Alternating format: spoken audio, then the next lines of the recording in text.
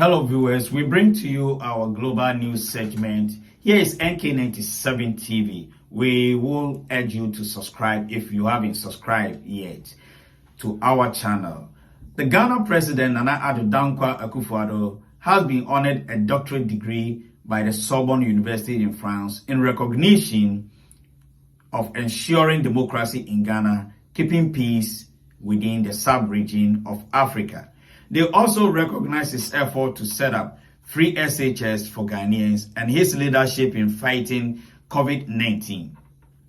We bring to you the video of what transpired during Nana Addo's visit in his honor of doctorate degree. Madame le secrétaire d'État, Monsieur le recteur de l'Académie de Paris, Madame le président de l'Université Paris 1 Panthéon-Sorbonne, Mesdames et Messieurs les membres du corps professoral, Mesdames et Messieurs les membres du corps diplomatique, chers étudiants, chers amis, c'est pour moi, vous l'imaginez, un très grand honneur et une très grande émotion de me trouver ici devant vous, dans le grand amphithéâtre de la Sorbonne, l'une des plus vieilles et des plus prestigieuses universités au monde. Honneur, car être ainsi distingué dans ce qui est l'un des foyers intellectuels de la France d'hier et de toujours m'inscrit dans la lignée qui m'oblige. De Pablo Picasso à mon illustre compatriote Kofi Annan, d'Amartya Sen à Nelson Mandela, la liste de ceux à qui vous avez réservé cette marque d'estime m'emplit d'humilité. Tout que me touche beaucoup, que mon cher ami, Monsieur le Président de la République Emmanuel Macron, a souhaité se faire représenter à cette cérémonie par Madame le secrétaire d'État chargée du développement de la francophonie et des partenariats internationaux, Madame Christozula Zakarapoulou. Émotion, car jeune avocat, j'ai vécu loin d'ici, 5 rue Laplace, en face de l'ancienne école polytechnique, derrière la place du Panthéon. 5 années qui ont beaucoup compté dans ma formation de juriste, d'homme et d'homme d'État. Il est de notoriété publique, et cela m'est d'ailleurs parfois reproché, car ce n'est pas toujours à la mode en Afrique que j'aime la France. En citant un grand homme à qui votre pays doit tant, le général de Gaulle, je peux même dire avec lui que toute ma vie, je me suis fait une certaine idée de la France. Le sentiment me l'inspire autant que la raison. Dans ces murs, à l'abri desquels repose un autre grand homme, le cardinal de Richelieu, héros de la grande et de la petite histoire de France. Je suis donc heureux, à mon tour, de proclamer sans hésiter l'amour qui m'inspire votre vieux et grand pays. Ce dernier occupe une place à part dans l'histoire du monde. Cela ne l'exonère ni de ses erreurs, ni de ses fautes, ni de ses crimes. Mais si la France a occupé et occupe encore cette place spéciale dans le cœur de tant d'hommes et de femmes épris de liberté sur tous les continents, c'est qu'elle a su, quand il le fallait, porter haut le flambeau de certaines valeurs qui compte particulièrement aux yeux de l'homme de loi et l'homme d'État qui je suis. la liberté bien sûr, mais aussi la richesse de la justice. Avant d'embrasser une carrière politique, j'ai été avocat. Quand on a été avocat, on le reste toujours un peu. Je ne suis pas ici pour plaider, bien sûr, mais permettez que dans un sentiment de gratitude et d'admiration pour ce que fut et encore la France, pour ce que vous incarnez, vous, professeurs et étudiants, que plus que bien d'autres, avez le devoir de faire vivre ce qui la distingue parmi les autres nations. Permettez donc que je vous dise quelle est pour moi cette idée de justice. J'ai assisté il y a tout juste un mois à Rotterdam, aux Pays-Bas, au sommet pour le financement de l'adaptation de l'Afrique au changement climatique. Sommet préparatoire à la COP27 qui se tiendra le mois prochain en Égypte. L'Afrique, vous le savez, ne contribue qu'à hauteur de 3 à 4% à la production mondiale d'émissions de gaz à effet de serre. Mais elle est la région du monde où les conséquences de ceci se font sentir le plus lourdement.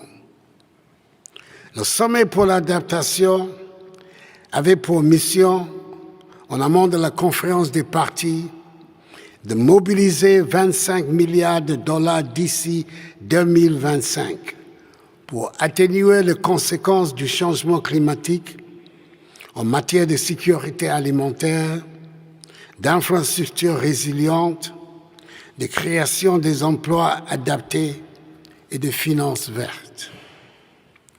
L'Afrique, je vous le rappelle, compte 1,3 milliard d'habitants, soit près de 18% de la population mondiale. En 2050, nous serons 2,5 milliards. Si la France avait connu entre les années 60 et maintenant le même développement démographique que mon pays, le Ghana, votre pays aurait aujourd'hui 225 millions d'habitants, dont plusieurs dizaines de millions de migrants. C'est sur le continent africain que se joue pour une grande part l'avenir du monde. En tout cas, l'avenir de l'Europe et celui de la France. Ce ne sont pas des mots, ce sont des faits. Et comme vous dites en français, les faits sont têtus. 25 milliards en 3 ans pour l'adaptation au changement climatique de l'ensemble de l'Afrique. C'est environ 5 fois le coût annuel des transports sanitaires en France. C'est beaucoup, certes, mais c'est dérisoire.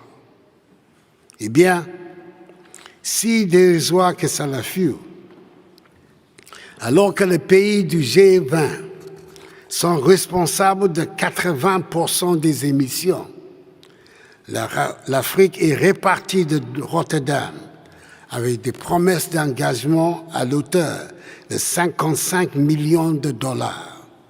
En dehors de l'engagement de la Banque africaine de développement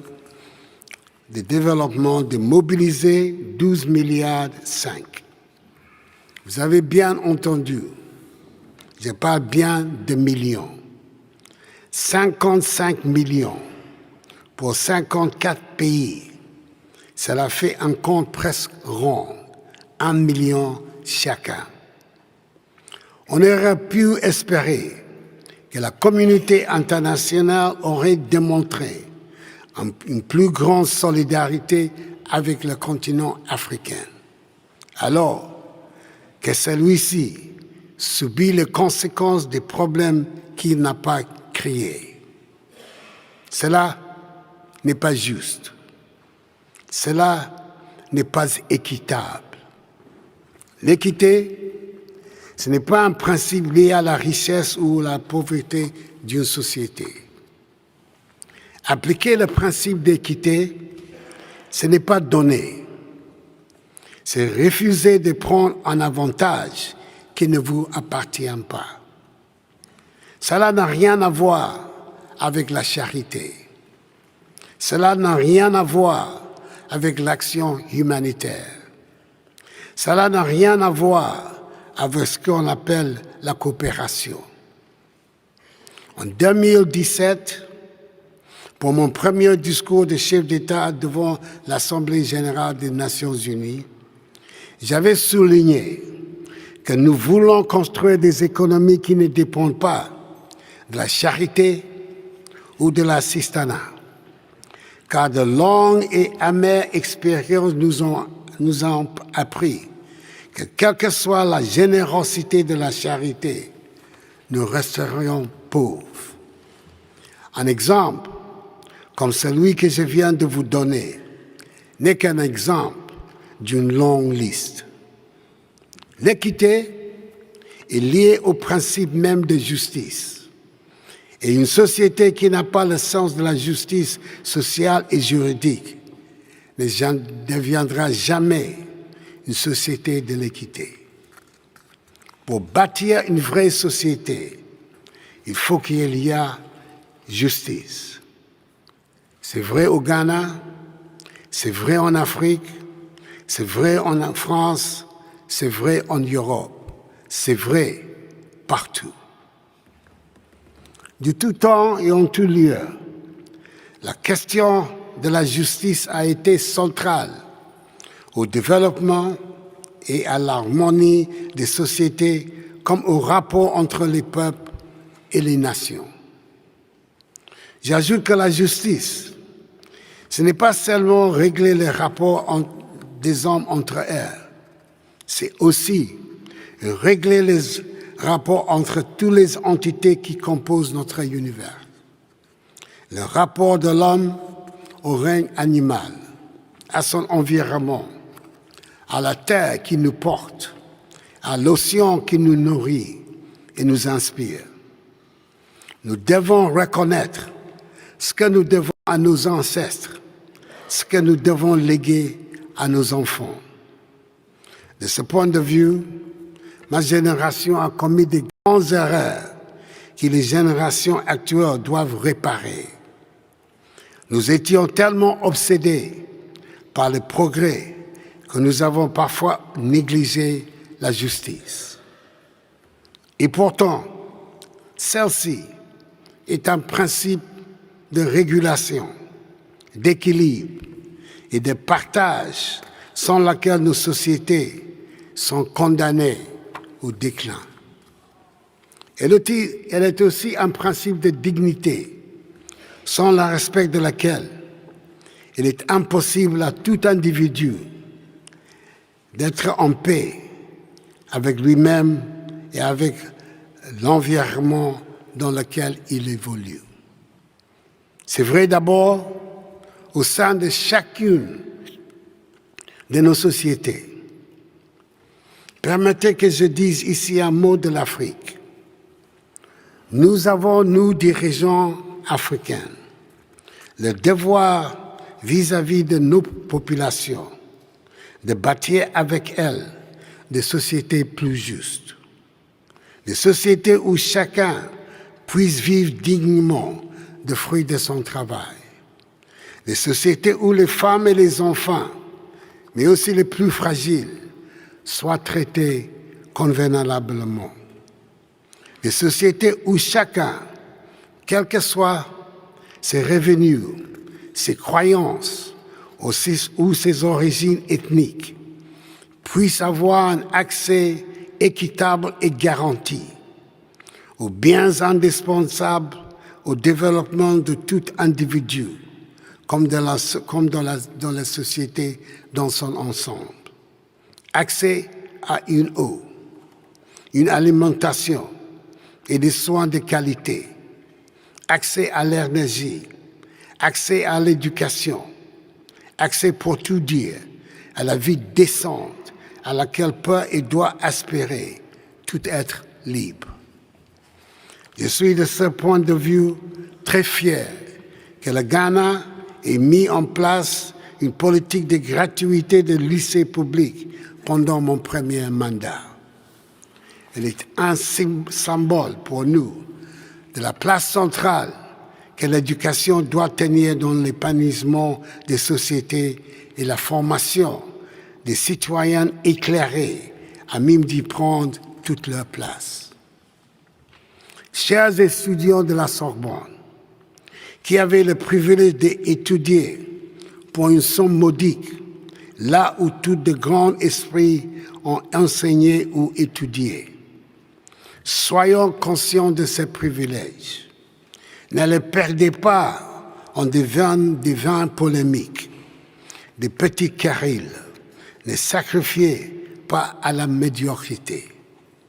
Vous inscrivez vos pas dans ceux d'Ignace de Loyola, d'Erasme, de Calvin, de Théa de Chardin, dans ceux de Bergson et Jankévitch, dans ceux de Marie et de Pierre Curie, dans ceux de Claude Lévi-Strauss, dans ceux de président Cardoso, dans ceux d'Élise Wiesel. C'est une chance. Celle-ci vous confère un devoir, celui d'être vous aussi des éveilleurs de conscience, des transmetteurs de savoir, celui d'aborder la vie et le monde avec un esprit ouvert, sans jeter l'anathème sur quiconque, sans croire que vous et vous seuls incarnez la vérité, que vous voyez des choses qui seraient cachées à des autres. La liberté de conscience et d'expression, la recherche du bon et du beau, l'idée de la justice, donc de la mesure, ne sont pas négociables. Toutes sont enracinées dans un quête universel de liberté. Et si, j'en suis convaincu, chaque peuple, chaque culture a une manière unique d'être au monde. Ce qui nous rassemble, c'est notre commune humanité. Celle-ci doit transcender nos divergences culturelles, idéologiques ou religieuses. L'idée de la justice ne se négocie pas, car société juste est une société stable. Par définition, une société injuste ne peut mener qu'au chaos. C'est vrai, des rapports entre les individus comme des rapports entre nations ou entre États. Il nous faut enfin réformer le système multilatéral qui prend eau de toutes parts. Le monde de 2022 et encore moins celui de 2050 n'est pas le monde de 1945. La crise des institutions financières multilatérales et du système des Nations Unies, qui sont nées des décombres de la Deuxième Guerre mondiale, est une crise profonde. Elle perdurera tant qu'un système équitable ne sera pas mis en place. Un système qui reflète les nouveaux équilibres basés non plus sur qui a gagné ou perdu la Deuxième Guerre mondiale, mais sur les grands équilibres présents et à venir. Ces équilibres doivent prendre en compte les réalités nouvelles comme les dynamiques démographiques ou l'accès aux ressources dans un contexte de raréfaction. Disons les choses simplement, que les rapports internationaux soient des rapports d'intérêt, de domination et de force. C'est la nature des choses. Et il faudrait être bien naïf ou hypocrite pour prétendre qu'il en soit autrement.